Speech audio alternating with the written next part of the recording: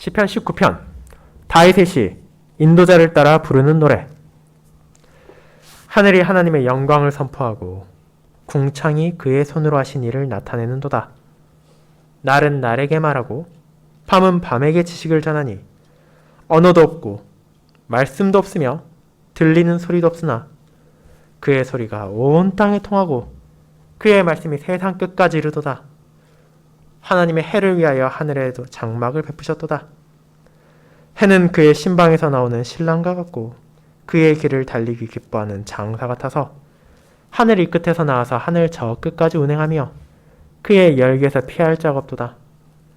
여호와의 율법은 완전하여 영혼을 소성시키며 여호와의 증거는 확실하여 우둔한 자를 지혜롭게 하며 여호와의 교훈은 정직하여 마음을 기쁘게 하고 여호와의 계명은 순결하여 눈을 밝게 하시도다. 여호와를 경외하는 도는 정결하여 영원까지 이르고 여호와의 법도 진실하여 다 의로우니 금 곧 많은 순금보다 더 사모할 것이며 꿀과 송이꿀보다 더 달도다.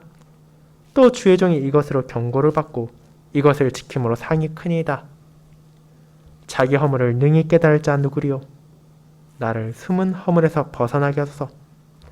또 주의 종에게 고의로 죄를 짓지 말게 하사 그 죄가 나를 주장하지 못하게 하소서. 그리하면 내가 정직하여 큰 죄가에서 벗어나겠나이다. 나의 반석이시오 나의 구속자이신 여호와여, 내 입의 말과 마음의 묵상이 주님 앞에 연락되기를 원하나이다. 아멘.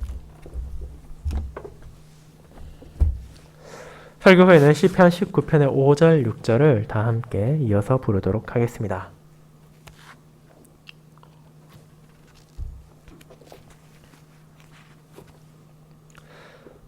사랑하는 주 예수 그리스도 안에 있는 형제 자매님들, 어쩌면 여러분은 최근 들어 여러 가지 이상 기후나 천재지변의 소식을 접하셨을지도 모릅니다.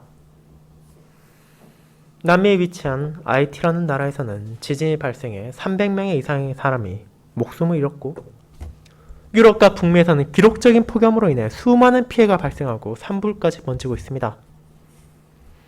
그뿐 아니라 우리나라 바로 옆에 위치한 중국에서는 엄청난 폭우가 쏟아져 38만 명이 넘는 이재민이 발생하기도 했습니다. 그와 같이 다른 나라를 바라볼 것도 없이 우리 대한민국에서도 폭염, 폭우와 같은 이상기후는 더 이상 남의 일이 아닙니다. 매해마다 이전에 찾아오지 않았던 무언가가 나타나 우리의 삶을 어지럽히고 우리의 일상을 무너뜨리는 것은 안타깝게도 이제 놀랄만한 일도 아니게 되었습니다. 그렇다면 이런 자연의 모습을 바라보며 우리는 어떤 생각을 하게 됩니까? 우리를 둘러싼 자연의 목적이 그저 우리를 혼란하게 만들고 우리의 발걸음을 괴롭게 하는 짐에 불과한 것입니까? 우리가 막을 수 없는 이상 그와 같은 재난을 가져오고 그와 같은 불편을 가져오는 자연을 떠올릴 때 그저 한숨만을 쉬고 한탄하는 것이 이 땅을 살아가는 사람이 가져야 할 합당한 자세입니까? 어쩌면 우리 안에도 들어있을 그런 생각을 가졌을 때 시편 19편은 자연이 어떤 목적을 가지고 있는지를 바르게 알려줌으로써 우리가 그것을 바라볼 때 무엇을 깨달아야 하는지를 알려줍니다.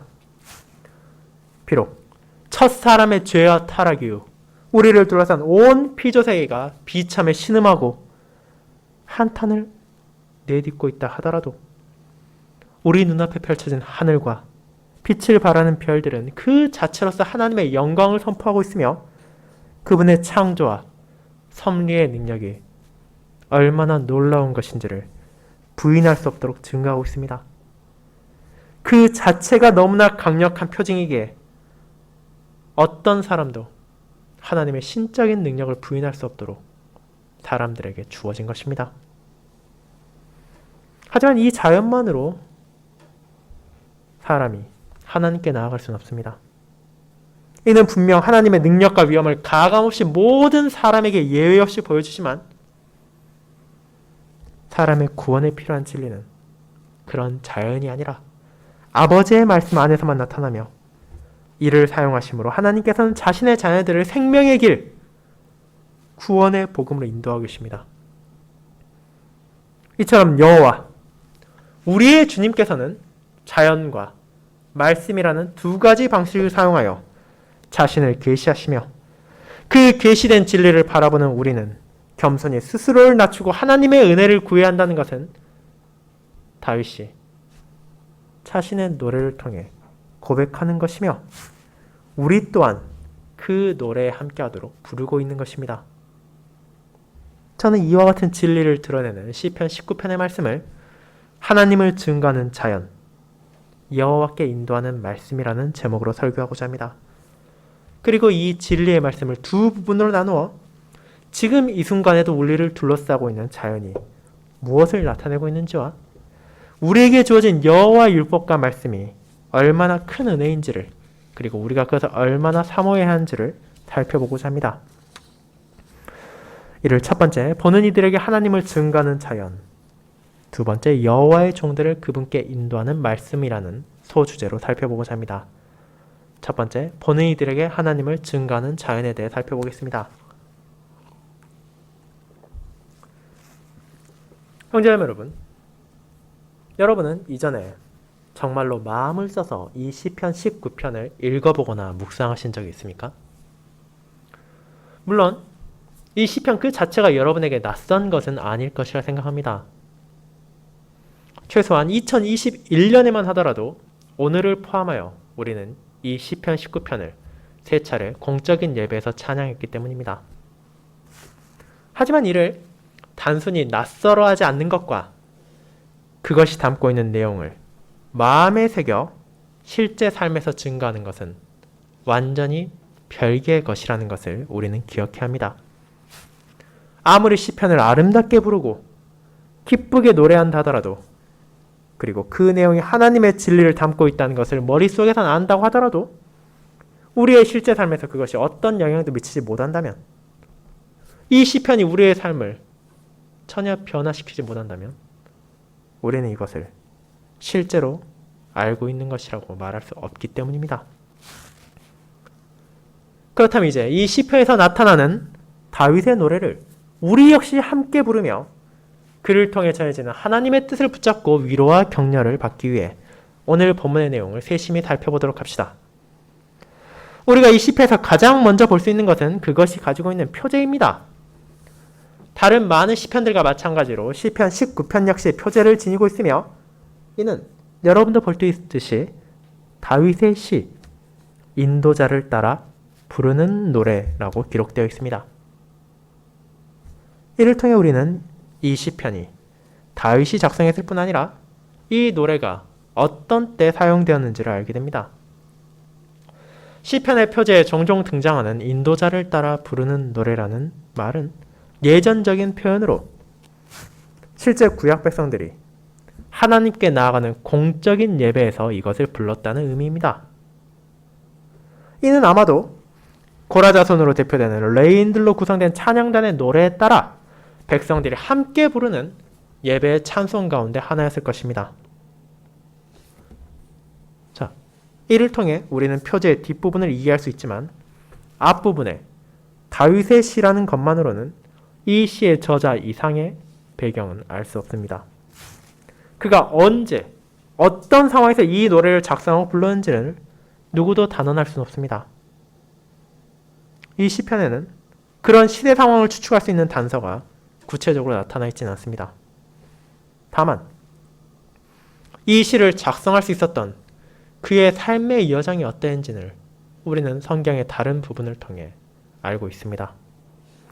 시편 19편의 전반부가 보여주는 하늘, 궁창, 해를 포함한 자연 세계가 하나님을 찬양한다는 모습은 다윗이 그의 소년기 베들레헴에서 아버지의 양떼를 치던 목자 시절 항상 보아왔고 그가 살아가던 삶의 배경이었습니다.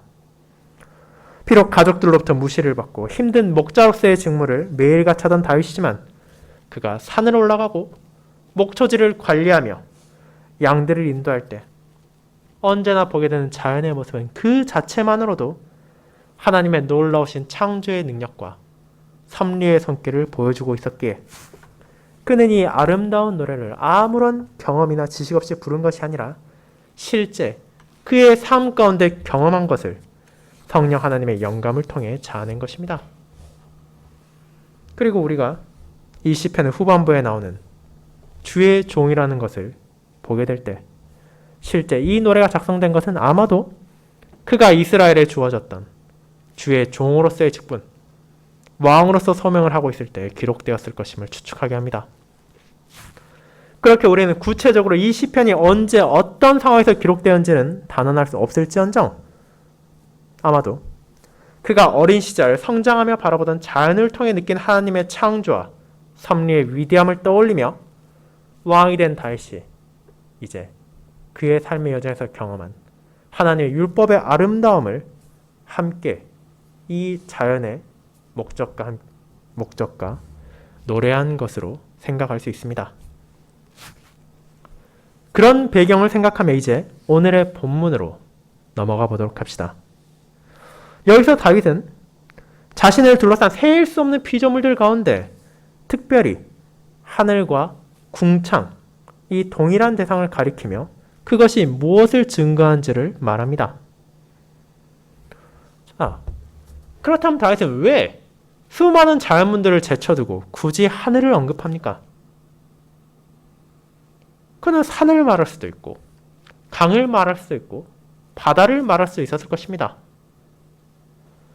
하지만 그가 하늘과 궁창을 가리킨 이유는 세상의 그 누구도 이것을 바라보지 않고 살아갈 수 없기 때문입니다. 수천 년 전의 사람들은 오늘날 저와 여러분과는 여러 방면에서 다른 삶의 방식을 가지고 있었습니다. 그 가운데 대표적인 차이는 그들이 태어나고 자란 지역에서 거의 벗어나지 못했다는 것입니다. 21세기를 살아가는 사람들은 조금의 여유만 낸다면 차를 타고 바닷가를 갈 수도 있고 산을 향할 수도 있습니다. 경우에 따라서는 외국을 방문하는 건 역시 그렇게 특별한 것이 아닌 세상에 살아가고 있으며 심지어 그런 곳을 방문하지 못한다 하더라도 영상이나 다른 매체를 통하여 쉽사리 수많은 자연의 모습을 살펴볼 수 있습니다. 하지만 먼 과거 대부분의 사람들은 쉽사리 자신이 살던 고향을 떠날 수 없었습니다. 상인이나 외교관과 같은 아주 특별한 직업을 가지고 있지 않는다면 그들은 태어나고 죽을 때까지 한 지역에 살아가며 그 지역 외에 다른 곳이 어떻게 생겼는지를 도저히 알 수가 없었습니다. 그렇게 평야지대에 사는 사람들은 바다가 도대체 어떻게 생긴 것인지 모르는 사람이 있었고 바닷가에 살고 있는 사람은 끝이 보이지 않는 평야나 하늘을 찌를 듯이 솟은 산이 도대체 존재하기나 하는 것이냐 의심할 수도 있었습니다. 그러나 그 모든 사람들, 과거나 지금이나 모든 사람들이 어디에서나 볼 수 있는 피조물이 있습니다. 그것은 바로 지금 이 순간에도 우리가 창문을 열고 고개를 들면 바라볼 수 있는 저 하늘입니다. 사람이 어디에 살건 어느 시대에 살건 그 궁창을 바라보지 않고는 살아갈 수 없습니다. 그리고 그것이 그 누구도 피할 수 없는 증거로서 만인의 눈앞에 펼쳐져 있습니다. 그렇게 다윗은 하나님의 말씀으로 창조된 수많은 자연의 대표물로서 하늘을 가리키고 있는 것입니다. 자, 그렇다면 그 하늘과 궁창이 어떤 목적으로 만들어졌습니까? 1절은 이를 다음과 같이 설명합니다. 하늘이 하나님의 영광을 선포하고 궁창이 그의 손으로 하신 일을 나타내는도다. 여기서 그가 말하는 하늘이란 단순히 우리 위에 펼쳐져 있는 공간만을 가리키는 것이 아니라 그곳에서 빛나는 해와 달, 별과 같은 모든 행성들을 포함하고 있는 개념입니다. 이 모든 것들이 무의미하게 그저 거기 있는 것이 아니라 그 자체로서 하나님의 영광을, 하나님의 창조를 가리킵니다. 그 이유는 어렵지 않습니다. 그것을 바라보는 사람들은 본능적으로 인간의 능력으로는 결코 만들 수 없는 자연세계가 존재하고 있으며 그것이 무너지지 않고 유지되는 것은 오직 신적인 권위가 그것을 붙잡고 있다는 것임을 인식하게 되기 때문입니다. 그것이 나라와 문화와 민족을 넘어 모든 인간이 본능적으로 깨닫게 되는 창조자의 능력이자 섭리주의 손길입니다. 이와 같이 하나님의 영광과 능력에 대한 자연의 증거를 다윗은 2절부터 이어서 설명합니다. 매일같이 지나가는 낮과 밤이 이 지식을 전달합니다. 자, 그렇지만 이 낮이 말하고 밤이 전하는 지식은 사람이 일반적인 공부나 독서를 통해 쌓아가는 것을 말하는 것이 아닙니다. 여기서 사용된 지식이라는 표현은 일반적인 사람의 지식이 아니라 하나님을 향한 지식을 가리키는 데 사용되는 표현 중 하나이며 아무리 불신자들이 외면하려 한다 하더라도 하늘이 낮과 밤이 이를 매일같이 끊임없이 선포하고 증거하고 있기에 그 누구도 이 신적인 능력을 부인해서는 안 된다는 것을 알려주는 것입니다. 물론 세상의 불신자들은 이를 반박하며 도대체 어떤 소리가 들리고 있냐고 되물을 수도 있습니다. 이 사실을 다윗 역시 잘 알고 있습니다. 하지만 그가 무엇을 말합니까? 비록 그 자연이 우리의 귀에 들리는 언어나 말, 소리를 통해 선포하지 않는다 하더라도 그 자체가 우리 눈앞에 새겨져 있는 문자와 증거로서 모든 사람들에게 주어지고 있다는 것입니다. 그 누구도 해와 달, 낮과 밤을 만들어낼 수 없음에도 불구하고 그 모든 것이 그 자리에 있다는 것은 하나님의 손길로 창조되었다는 것을 분명하게 보여주므로 그분의 영광과 그분의 창조사역의 놀라움을 그 어떤 소리보다도 크게 외치고 있으며 그 어떤 민족도 알 수 있도록 영원히 그 증거가 이어지고 있다는 것을 다윗은 노래하고 있는 것입니다. 이 사실, 하늘, 해와 달, 별과 같은 것들을 수천 년 전에 다윗만이 볼 수 있던 것이 아니라 21세기 도시에서 바쁜 일상을 보내고 있는 우리 역시도 언제라도 볼 수 있으며 먼 미래의 우리의 후손 역시도 동일하게 인식할 수 있는 하나님의 창조에 대한 분명한 증거입니다. 그리고 이 진리의 빛은 이 세상을 비추는 태양을 통해 더욱 선명하게 드러납니다. 하나님께서는 이 땅의 피조물을 위하여 해를 창조하시고 그것을 중심으로 지구와 별들이 운행하게 하시므로 그 빛을 통해 식물이 자라고 동물들이 살아가게 하십니다. 이 해가 움직이는 것을 이 땅에서 바라보면 정해진 궤도에 따라 움직이는 것처럼 보이며 이 또한 하늘과 마찬가지로 지구에 사는 모든 존재들이 바라볼 수 있습니다. 아침이 되면 동쪽 끝에서 해가 떠오르기 시작하며 저녁이 되면 서쪽 끝으로 그것은 서서히 집니다. 그리고 그것이 발하는 빛은 땅의 끝에서 끝까지 빠짐없이 전달되므로 그 누구도 이를 외면할 수 없습니다. 이처럼 매일같이 뜨고 지는 해의 모습이 우리에게 무엇을 보여줍니까? 이는 하나님의 신실하심을 보여줍니다. 단 하루라도 태양을 둘러싸고 있는 천체가 움직임을 멈추고 그 빛이 사라져버린다면 수많은 생명들이 고통에 처하게 될 것이며 그것이 지속된다면 어떤 생명체도 살아남을 수 없습니다. 그러나 단 하루도 멈추지 않고 정해진 길을 따라 운행하는 태양의 빛을 바라보며 신자는 이를 통해 자신들을 돌보는 하나님의 섭리의 손길을 바라보게 됩니다. 이와 같은 분명한 증거가 있기에 이 확실한 증거에도 불구하고 하나님을 외면하는 이들을 향해 사도 바울은 시편 19편을 인용하여 오늘 읽은 로마서 1장에서 다음과 같이 말했습니다. 하나님의 진노가 불의로 진노를 막는 사람들의 모든 경건하지 않음과 불의에 대하여 하늘로부터 나타나나니 이는 하나님을 알만한 것이 그들 속에 보임이라. 하나님께서 이를 그들에게 보이셨느니라. 창세로부터 그의 보이지 아니하는 것들 곧 그의 영원하신 능력과 신성이 그가 만드신 만물에 분명히 보여 알려졌나니 그러므로 그들이 핑계하지 못할지니라. 로마서 1장 18절부터 20절입니다.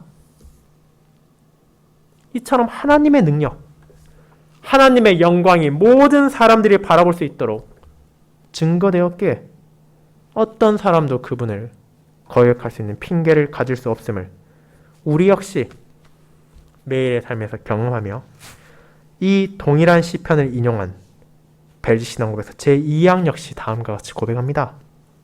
첫째, 우리는 우주의 창조와 보존과 통치로 하나님을 알 수 있습니다.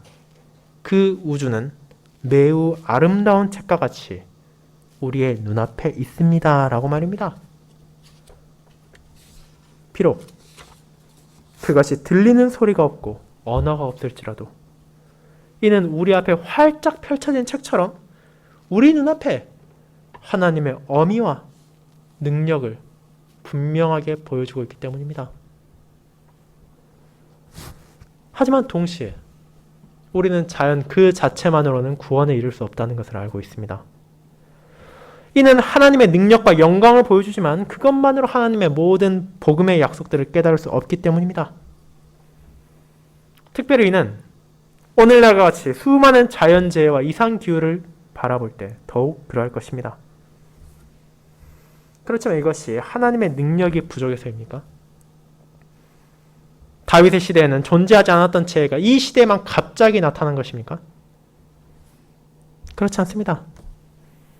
우리는 성경을 통해 과거에도 수많은 이상기후와 천재지변이 있었음을 알 수 있습니다. 그리고 사도 바울은 그 이유를 숨기지 않습니다. 로마서 8장은 인간의 타락과 함께 피조물 역시 썩어짐의 종노릇을 하고 있으며 그들이 우리와 함께 탄식하며 우리와 함께 고통을 겪을 뿐 아니라 우리와 함께 그리스도의 영광의 날만을 바라보고 있다는 것을 전합니다.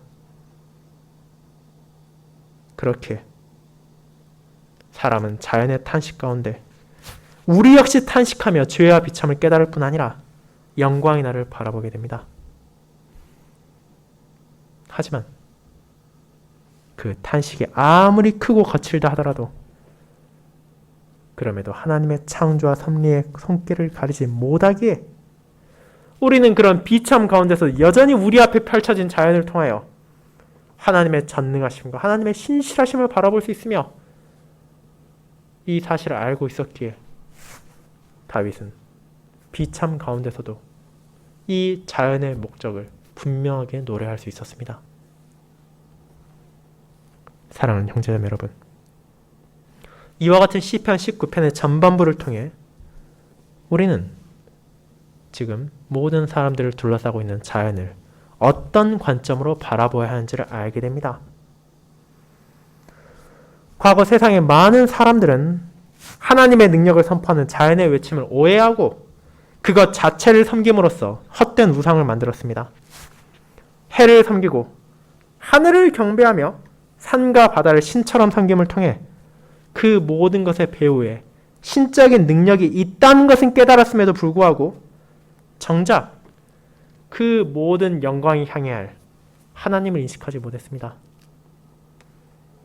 그리고 오늘날 많은 사람들은 그들과 정반대로 해와 달, 낮과 밤의 운행을 보면서도 어떤 감흥도 느끼지 못할 뿐 아니라 그저 그것들이 자신들을 불편하게 할 때 원망을 토하며 악한 말을 할 뿐입니다. 하지만 신자는 변하지 않는 진리 가운데 하늘이 여전히 선포하고 있으며 낮과 밤이 전하는 지식이 무엇인지를 바라보게 됩니다. 하나님의 창조의 영광은 그 비참 가운데서 여전히 찬란히 빛나고 있으며 신실하신 하나님의 섭리의 손길은 단 한순간도 멈추지 않고 우리를 돌보고 계시며 우리를 선하게 인도하십니다. 그렇게 어떤 재해가 찾아오고 이상기후가 생겨난다 하더라도 우리는 좌절하는 대신 겸손히 자신을 낮추며 그분께서 우리에게 약속하신 영광의 날, 온 피조물까지도 탄식과 고통을 멈추며 우리와 함께 하나님의 영광을 선포하고 그분의 위엄을 찬양할 날을 더더욱 간절히 기대하게 됩니다. 그리고 자연 그 자체가 알려줄 수 없는 이 놀라운 진리에 대한 약속을 우리는 하나님께로 인도하는 그분의 말씀 가운데 깨닫게 됩니다. 그것이 두 번째, 여호와의 종들을 그분께 인도하는 말씀으로 우리를 인도합니다.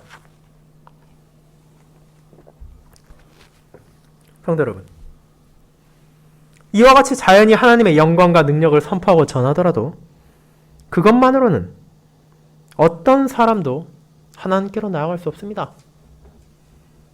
만약 누군가가 주일에 교회를 나오지 않고 나는 그저 자연에 나가서 하나님의 능력을 보겠다, 하나님의 위엄을 찬양하겠다라고 한다면 그것은 너무나 잘못된 생각입니다.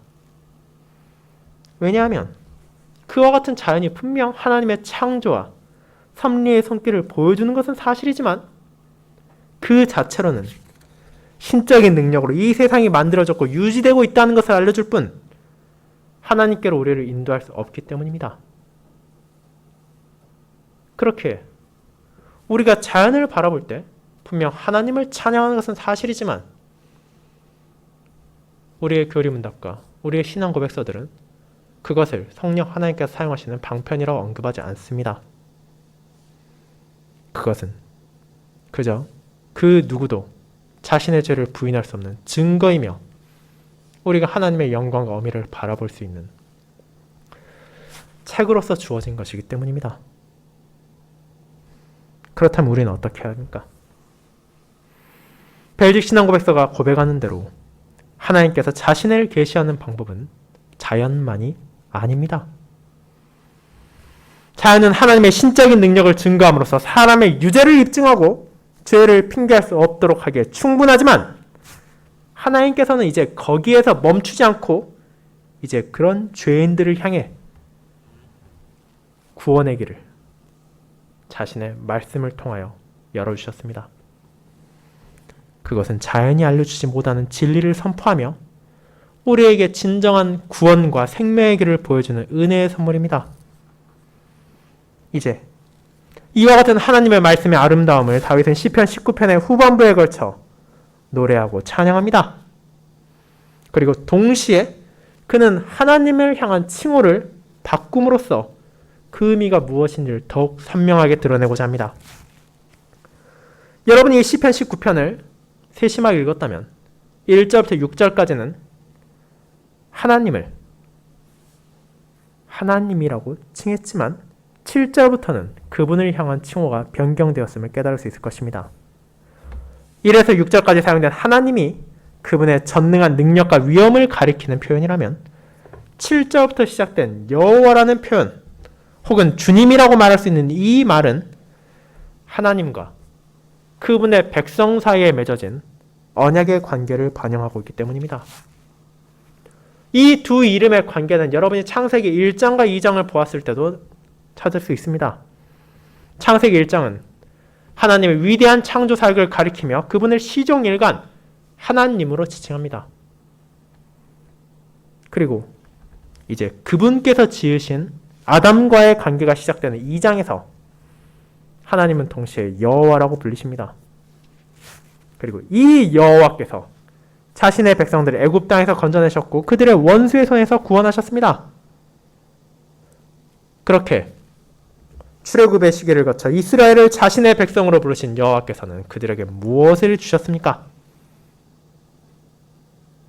언약의 관계 안에서 율법을 주셨고 증거를 보이셨으며 교훈을 가르치셨고 계명을 깨닫게 하셨으며 나아가야 할 도를 밝혀주셨고 순종해야 할 법을 주셨습니다. 자, 다윗이 말하는 이 모든 것들, 이 6가지 표현은 그분께서 주신 율법을 다양한 방식으로 지칭한 것입니다. 그리고 이는 좁게는 우리가 매주일 낭독하는 10계명을 가리키지만 넓게는 여호와께서 자신의 백성들을 가르치시는 모든 말씀을 향하는 것으로 다윗은 이 후자의 사용법을 염두에 두고 이 율법을 6가지의 표현으로 묘사한 것입니다. 그렇다면 그 율법, 하나님께서 우리를 향한 가르침은 어떤 목적으로 주어진 것입니까?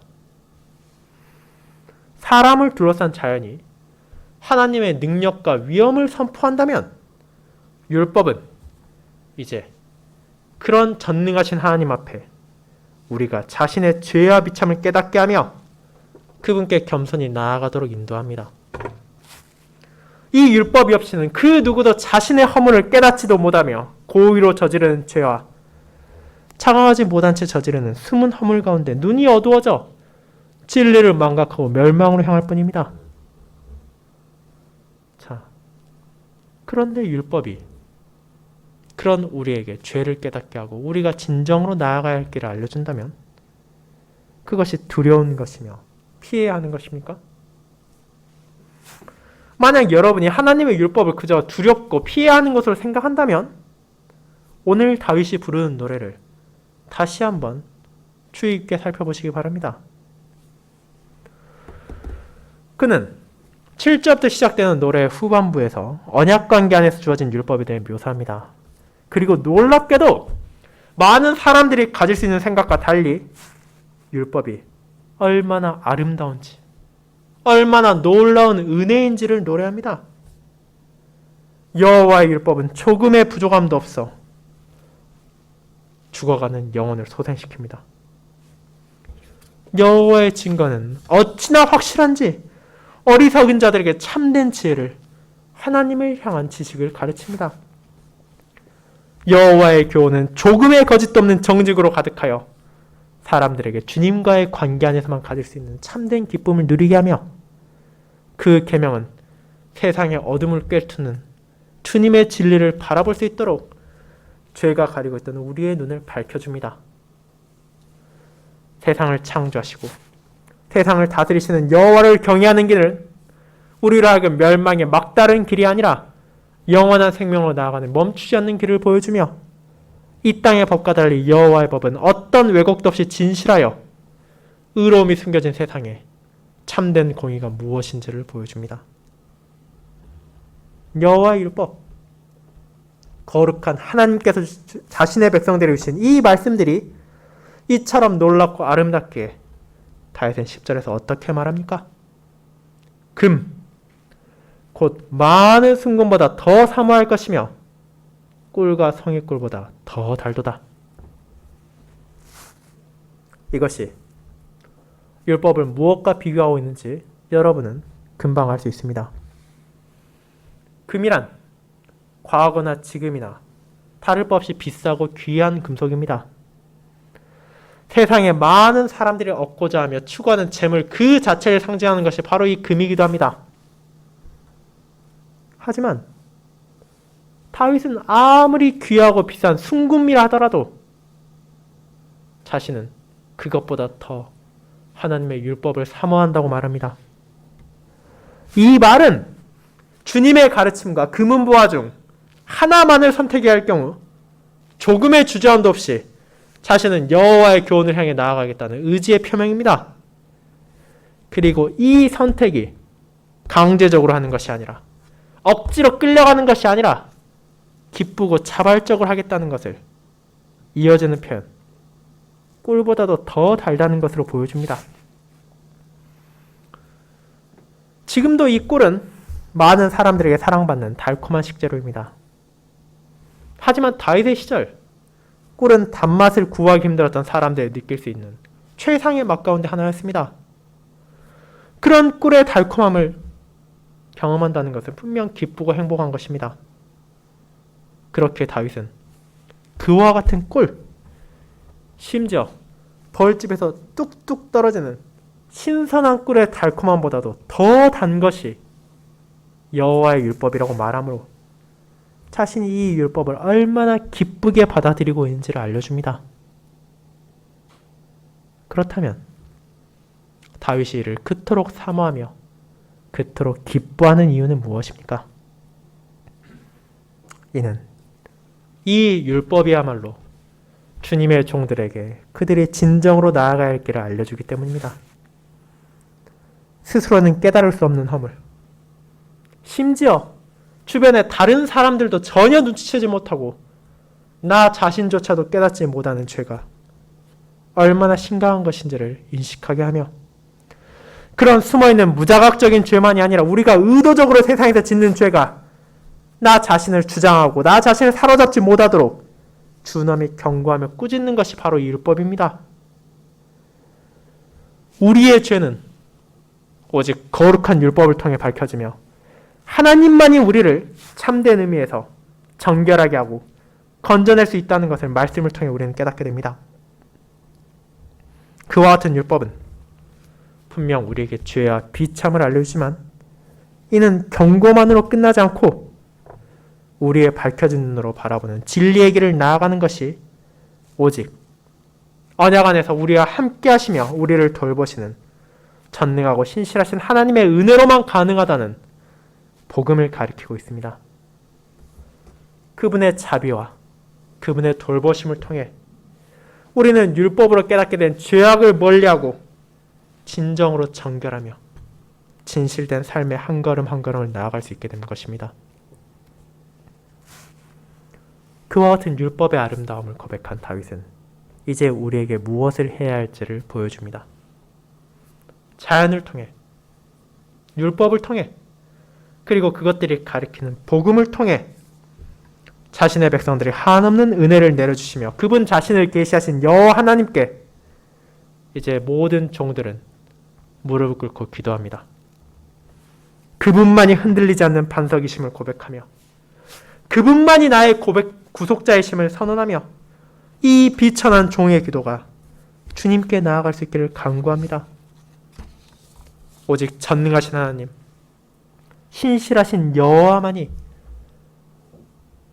은혜를 통해 어리석고 죄악된 우리에게 참된 진리를 깨닫게 하시고 생명의 길로 나아가게 하실 수 있으며 이를 위해 모든 피조물과 말씀을 통해 자신을 계시하셨기에 그분을 향한 전적인 신뢰와 굳건한 의지를 표현하며 자신의 하나님을 향해 나아갑니다. 이것이 바로 율법을 통해 자신의 죄를 깨달은 종이 거룩하신 여호와를 향해 보일 수 있는 합당한 자세입니다. 그렇지만 이 노래를 하는 다윗을 포함하여 우리의 모든 말, 우리의 모든 생각은 여전히 죄로 오염되어 있으며 조금의 부족함도 없이 온전히 거룩하신 하나님께 연락되기에는 한없이 모자랍니다. 하지만 우리는 이 시편이 그리스도 안에서 성취되었기에 우리의 기도가 그분께 나아갈 수 있음을 확신합니다.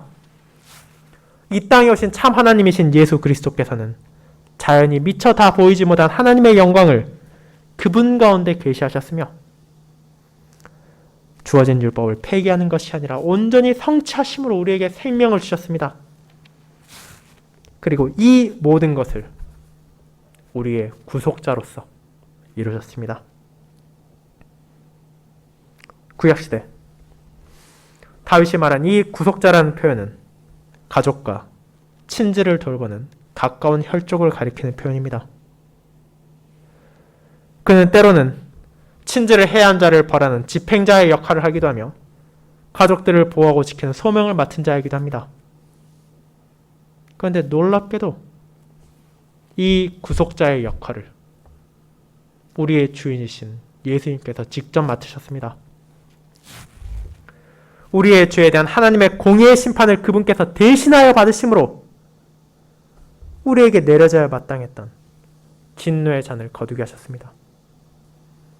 그뿐 아니라 하늘에 계신 우리의 대언자가 되어주심으로 우리의 부족한 모든 기도가 그리고 우리의 입에서 나오는 모든 말이 하나님 아버지 앞에 상달될 수 있도록 보증하여 주십니다.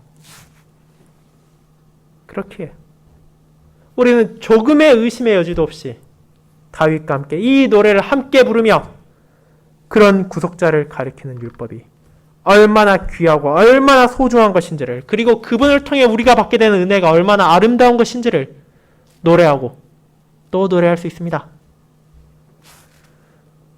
그렇게 사랑하는 성도 여러분, 이 시편은 비참과 죄를 모르는 우리와 동떨어진 누군가가 기록한 것이 아닙니다. 주의 종 다윗은 하나님의 마음에 합한 자였지만 동시에 누구보다도 자신의 죄와 비참을 잘 알고 있던 사람입니다. 그는 자신의 숨은 허물의 더러움을 깨달았고 자신이 고의로 범한 죄의 끔찍함을 잘 알고 있었습니다. 그럼에도 그는 여전히 여호와의 율법을 순금보다 더 사모하며 꿀과 성육보다 더 달게 받아들인다고 노래합니다. 그 이유는 단 하나. 그 율법만이 자신을 거룩한 하나님으로 인도하며 그 말씀이 계시한 약속된 메시아 안에서 자신에게 참된 용서와 구원이 주어질 것을 깨달았기 때문입니다. 여호와의 계명 안에서 진리를 바라보고 여호와의 증거를 통해 그에 대한 확신을 얻었기에 그는 하나님께 은혜를 구하며 그날을 향한 소망 가운데 기쁨의 노래를 부를 수 있었습니다. 그렇다면 저와 여러분은 어떻습니까? 우리는 다윗이 그의 노래 가운데 소망하던 약속이 예수님 안에서 성취되었음을 보았습니다. 그런 우리에게 율법은 이제 순금을 넘어 더 비싸고 더 값진 다이아몬드보다 더 사모할 것이며 꿀만이 아니라 이 세상의 어떤 진미보다도 달콤하며 사랑스러운 것이 되었습니다. 말씀 가운데 계시된 율법은 사람의 죄와 비참을 바르게 비춤으로 그런 자신의 나약함과 죄악에 슬퍼하게 하지만 그 율법은 동시에 복음을 가리키며 우리가 겸손히 하나님께 나아갈 수 있도록 인도합니다. 그분 안에서 우리는 세상이 흔들리고 뒤집힌다 하더라도 결코 꿈쩍도 하지 않는 반석 위에 서게 되었고 우리의 구속자가 되어주신 주님 안에서 우리의 입의 말과 마음의 묵상이 하나님께 연락됨을 확신하게 되었습니다. 그렇게 이제 저와 여러분 역시 이 노래를 함께 할 수 있습니다. 자연과 말씀을 통해 자신을 계시하시는 하나님께서 우리에게 이처럼 풍성한 은혜와 자비를 베푸셨음을 기억하며 여러분이 이번 한 주를 살아가시길 바랍니다. 비록 우리를 둘러싼 피조물이 한탄하며 우리의 양심이 스스로의 죄악을 고소할지언정 우리는 주님 안에서 참된 기쁨과 확신을 누릴 수 있으며 그 삶을 이 세상에 증거함으로 나만이 아니라 우리의 주변의 모든 사람들이 함께 이 시편 19편을 통해 자연과 말씀을 통해 자신을 계시하시는 하나님을 찬양하도록 그에 대한 삶을 증거해야 할 것입니다. 아멘.